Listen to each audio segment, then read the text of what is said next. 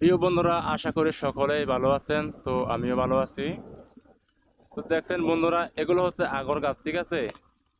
এই আগর গাছে, আগর বাগানে অনেক টাকা ইনভেস্ট করা লাগে, কিন্তু এখনো কোনো মূল্য নাই। যার কারণে এখানে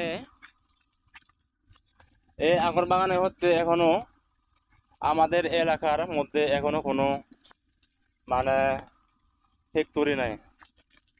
সে কারণে হচ্ছে আমাদের আগর বাগানের একদম মূল্য নাই। অনেকেই দেখা যায় এই যে যেমন মারিচা, এদিকে হচ্ছে বড় বড় আগর গাছ, আর বাগানের ওই যে ফ্যাক্টরি আছে। তো হচ্ছে ওখানকার আগর গাছগুলো হচ্ছে অনেক দামি। আর আমাদের আগর বাগানটা দেখছেন কত বড় একটা সুন্দর বাগান, হ্যাঁ। তাও মানে এখানে কোনো মূল্য নাই। মূল্য নাই বলতে কি, মূল্য হবে আগে আর পরে, একটু সময় নিতে হচ্ছে আর কি।